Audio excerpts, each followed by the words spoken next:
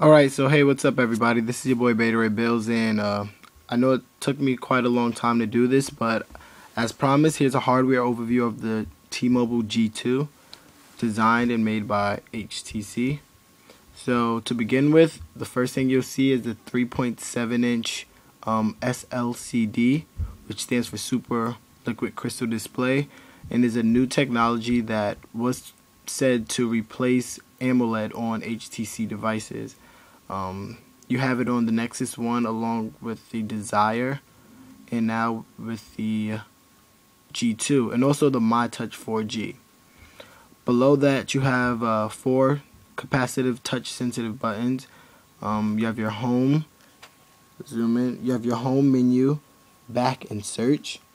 And below that you also have a touchpad with click. Around this screen you have a aluminum bezel. I believe this is aluminum or steel, one of them, I'm not for sure. And also at the top you have a ear grill for calls. At the top you have a 3.5mm headphone jack and a power button. At the bottom you don't have anything except for your microphone. On the left side of the device you have your volume rocker and a micro USB slot. At the right of the device you have your camera button, which is pretty cool, and a battery door latch, which I'll get to a little bit later. And at the back you have the 5-megapixel camera with flash, a speaker, and that's pretty much it. And along with this pretty cool steel or metal, whatever it is, battery cover. You also have the keyboard, of course, which is a 4-row QWERTY keyboard, which has really good tactile feedback. And you also have three shortcut keys, which I barely use. And yeah, I'm going to show you the Z hinge, if you can actually see that. The mechanism of the opening of the keyboard. So yeah, it's pretty nice. I'm just going to take you in the internal. Pretty much you just slide this down. Let's try that. Oh, forgive me, I'm doing this one-handed. So yeah, and you see the 1300 milliamp hour battery, which is okay.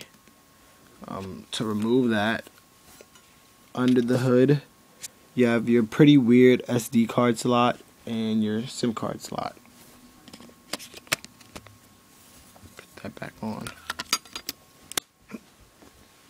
And yeah, that's pretty much it. Pretty much the hardware of it. Overall, the phone is pretty heavy, which is good to my advantage because I like heavy phones. It feels really nicely made, really sturdy. Don't have that weird loose hinge issue like everybody else is having, or maybe I just don't pay attention to it because I don't hold my phone weird. But yeah, the screen is okay. Under sunlight it can be really hard to see, but then again, I don't use my phone in sunlight that much. Well, I don't heavily use it in sunlight. I just make calls and receive them. Any problems with the hardware? Not really. The good thing about this device is that it shows little to no wear or tear, unless you like dropped it and you have a couple of scratches, but I don't have any scratches on the device, so it's not really noticeable. But with HTC devices, they built their phones so you won't really see wear on the phone. So if you had this phone for long, you wouldn't really tell. I don't think this gray part, which is like a soft rubberized feel, I don't think that gets dirty. And of course you have the metal, which is probably stainless. You also have the G2 and HTC like in bold or engraved inside the metal backing, which is nice. The camera, it's decent. It's not the best. Maybe just compared to the Vibrant. The Vibrant camera was really good. But you do have a LED flash, which is a benefit. The processor, I believe it has a 800 megahertz Scorpion processor.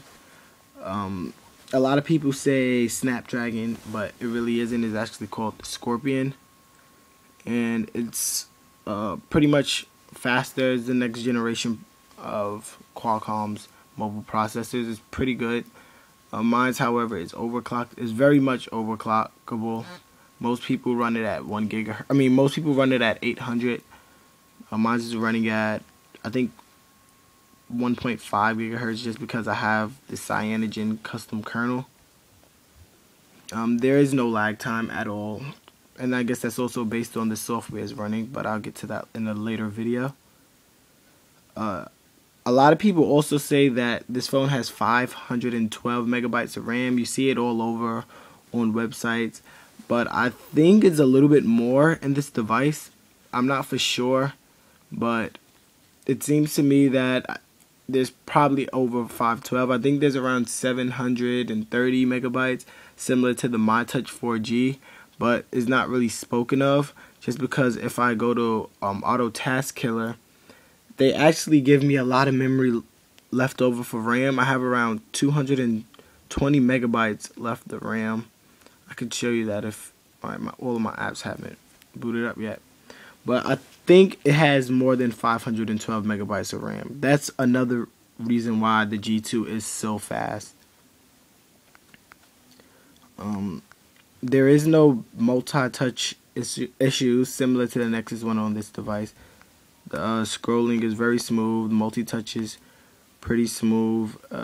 Also, there's no wireless issues similar to the Nexus 1. Well, similar to my Nexus 1. The speakerphone is decent. I'll just play like a song real quick.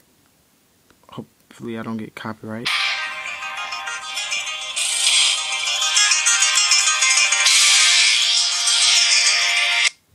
So it is decent. And yeah, so pretty much that's the G2 hardware. Pretty good hardware from a 1 to 10. It's probably a 9.5. 9.5 being taken away just because of the complaints about the Z hinge, which I don't have a problem with, but obviously everybody else does. So 9.5, pretty good device.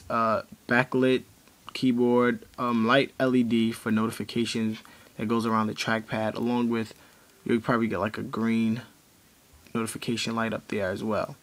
So yeah, G2 by T-Mobile, pretty good hardware, pretty good keyboard, and software will come soon.